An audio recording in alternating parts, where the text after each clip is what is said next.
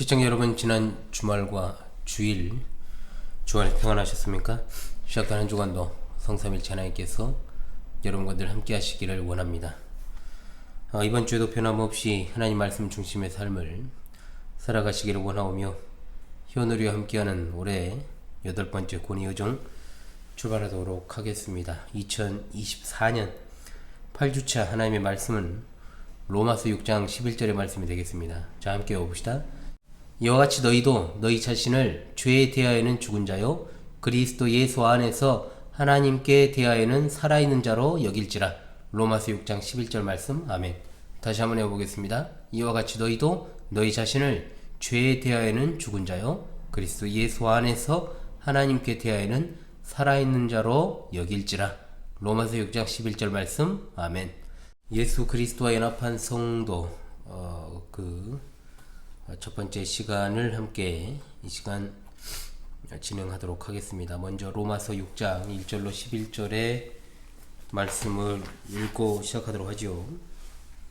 로마서 6장 1절로 11절입니다. 그런즉 우리가 무슨 말 하리요? 은혜를 더하게 하려고 죄에 거하겠느냐? 그럴 수 없느니라. 죄에 대하여 죽은 우리가 어찌 그 가운데서 살리요? 무릇 그리스도 예수와 합하여 세례를 받은 우리는 그의 죽으심과 합하여 세례를 받은 줄을 알지 못하느냐?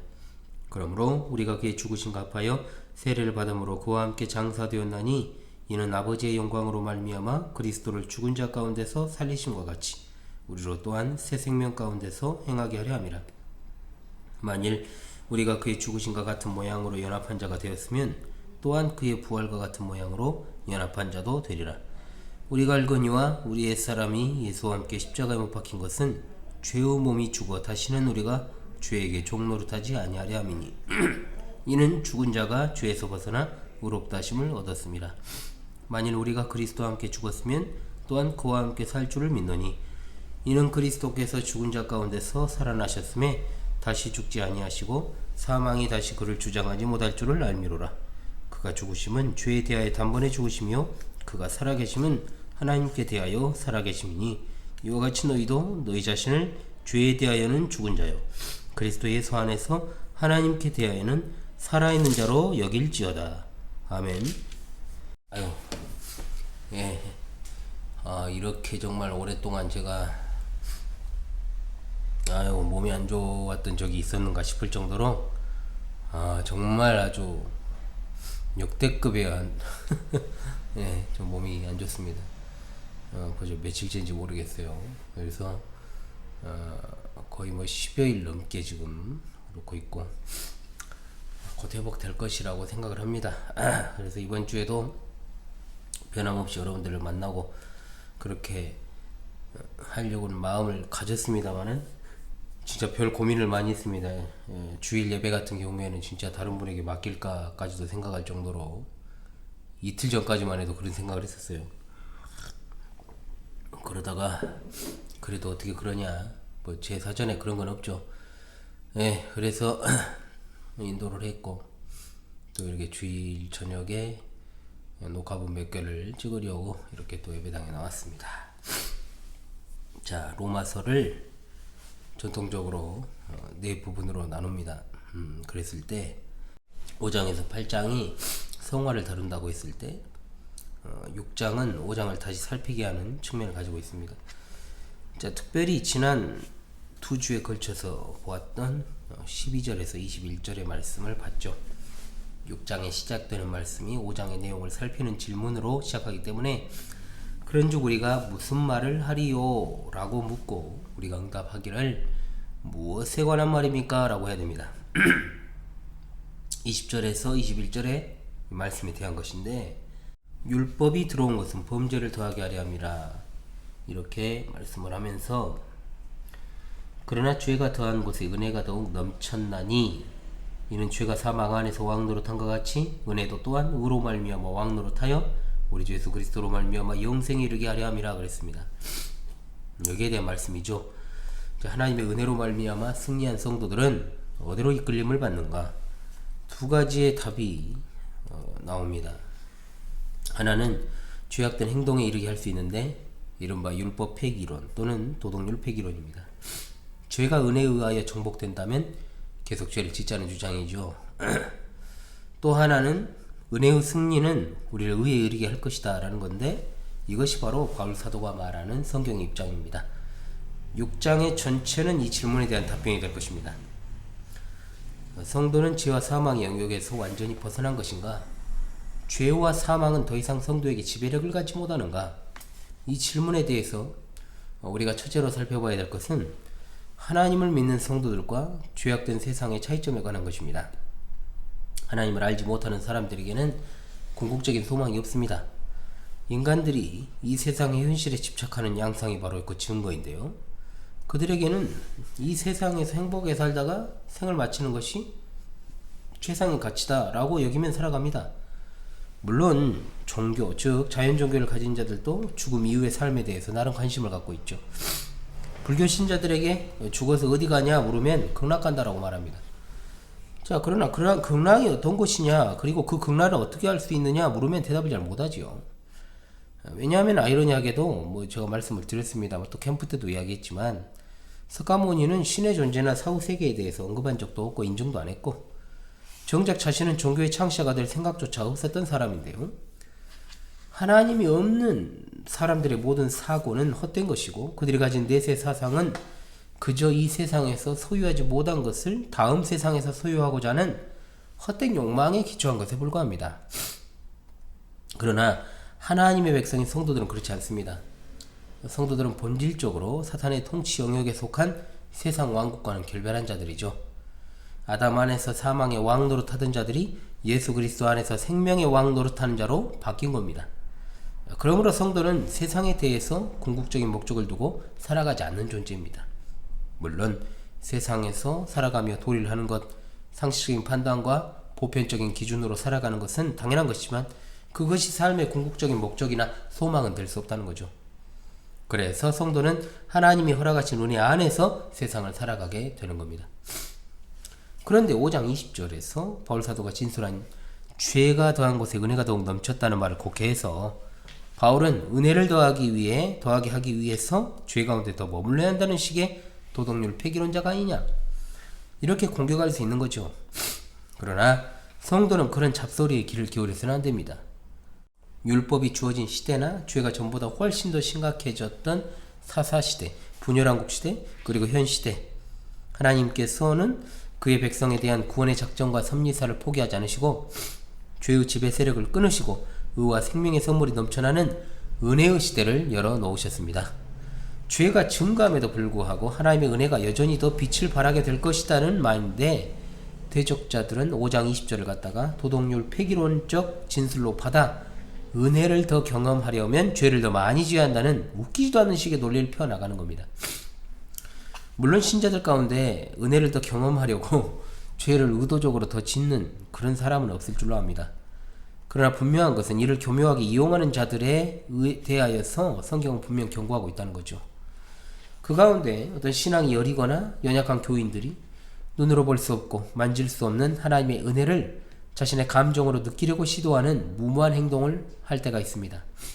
기록된 하나님의 말씀인 성경을 통해서 하나님의 언약을 인격적으로 받아들임으로 은혜를 깨닫고자 하는 것이 아니라 강렬한 종교적 감정이나 느낌으로 체험하고자 하는 것이죠.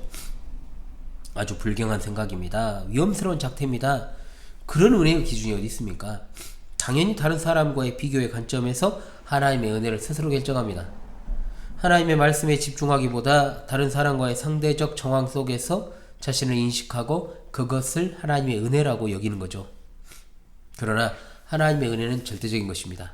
하나님의 은혜가 주변의 상황과 상관없이 항상 성도들 가운데 존재한다는 겁니다. 상대적인 비교로 종교적 감정에서 우러나오는 은혜는 지속성이 없습니다. 일시적인 신앙이요 금방 꺼져버리고 맙니다.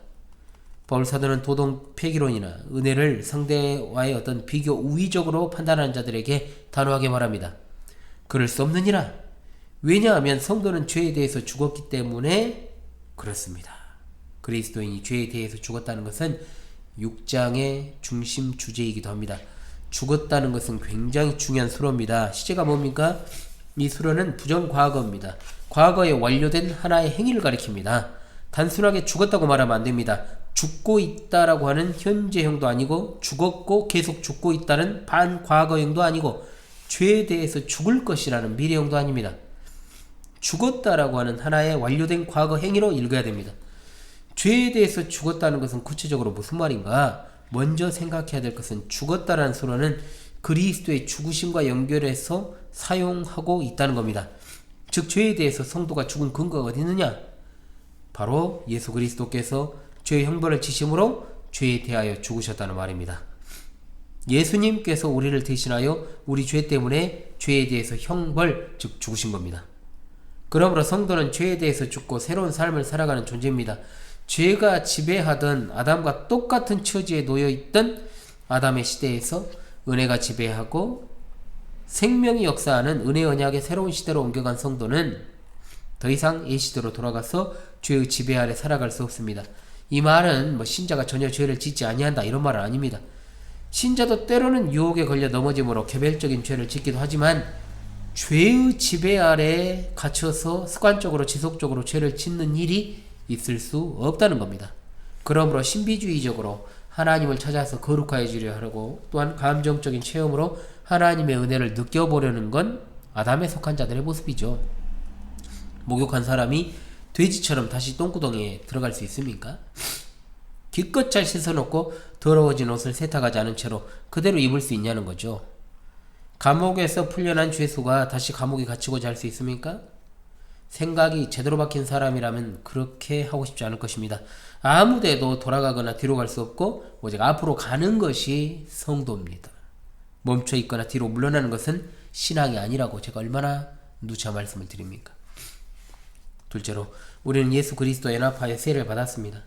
우리가 세례하면 떠올리는 것이 물 아닙니까? 물세례. 그러나 성경에서 항상 세례에 대해서 물세례를 가리키고 있는 건 아니에요. 이 절은 바로 1차적으로 물세례를 염두에 두고 한 말은 아닙니다. 마가복음 16장 16절이나 갈라디아서 3장 27절의 말씀과도 같이 세례는 그리스도와 연합을 의미하는 것으로 구원받으려면 예수 그리스도 하나가 되어야 한다는 겁니다.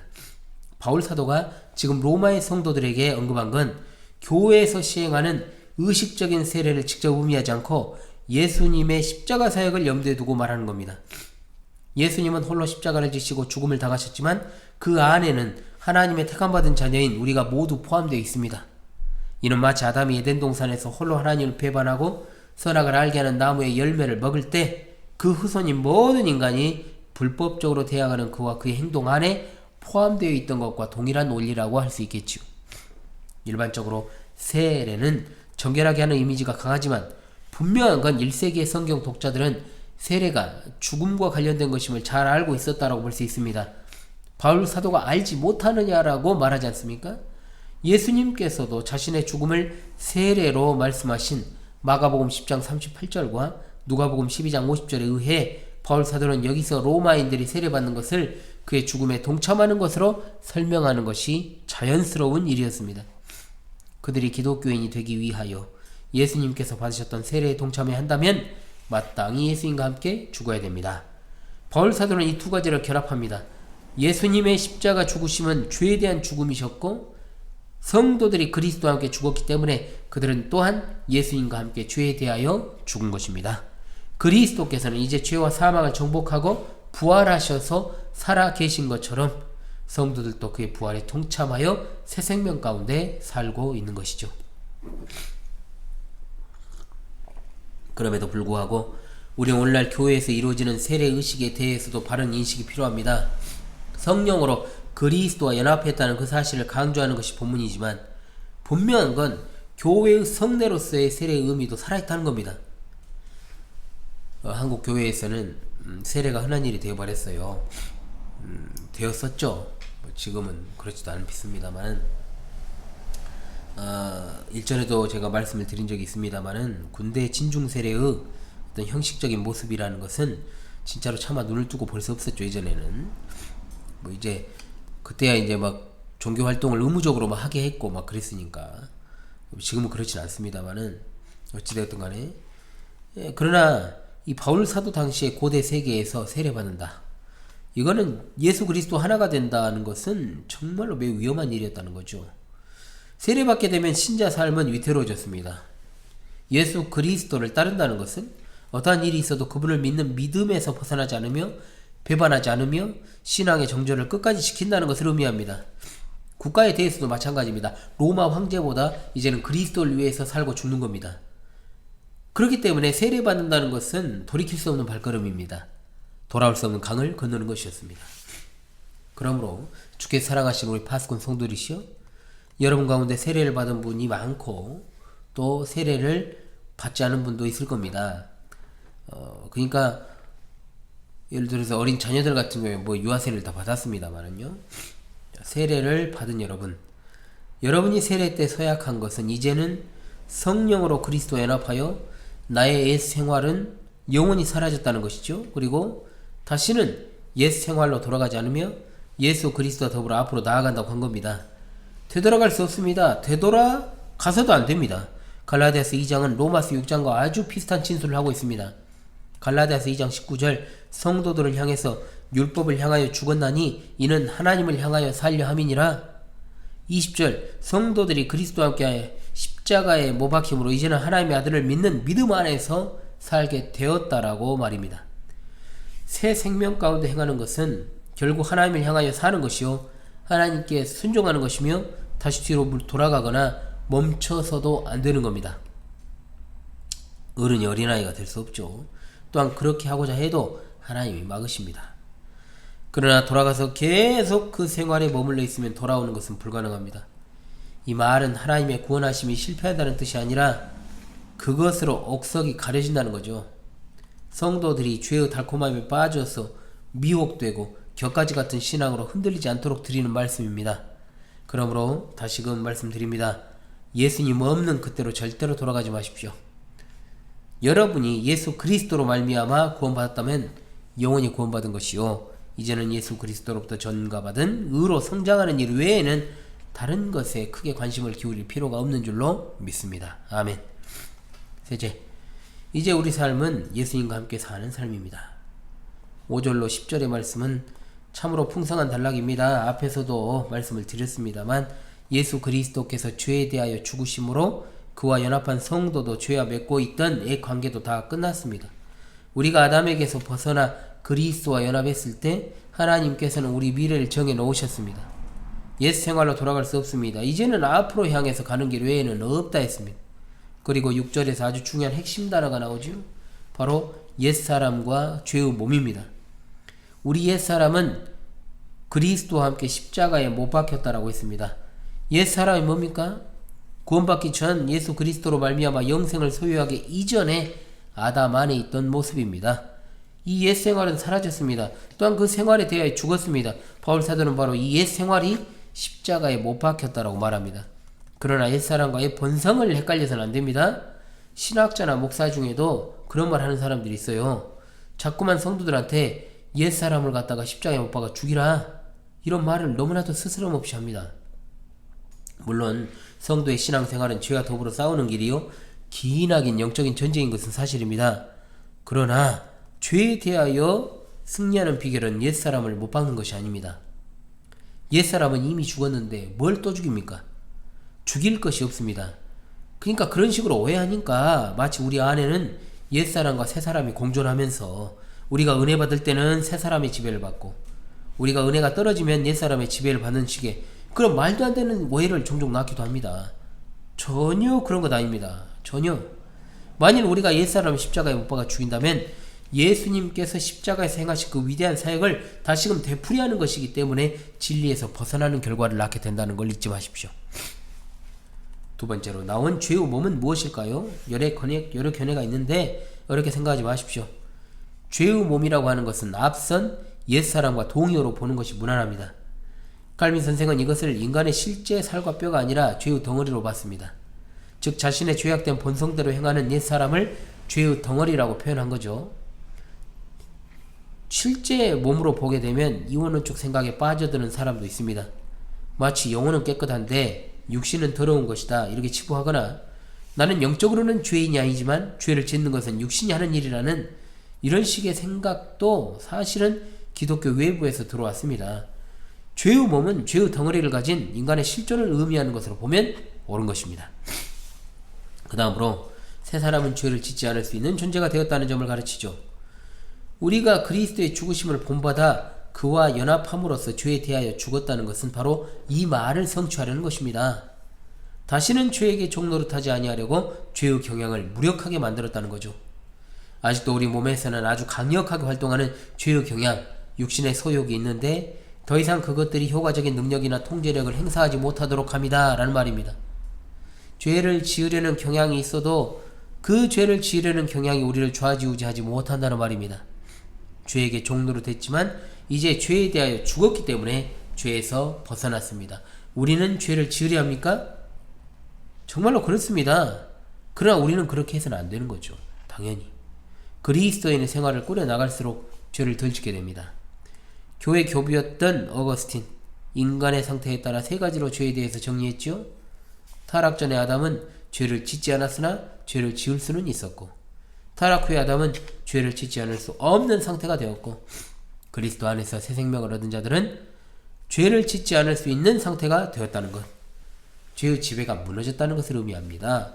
최종적인 영화로운 상태에 이르면 우리는 더 이상 죄에게 시험받거나 다시 떨어져서 죄를 지을 수도 없게 됩니다.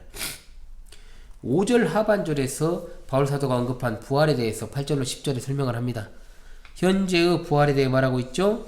8절로 10절은 하나로 묶어서 봐야 됩니다. 지금 부활의 그 능력 안에 사는 사람에게 미래의 부활, 궁극적인 부활이 있게 된다는 말입니다.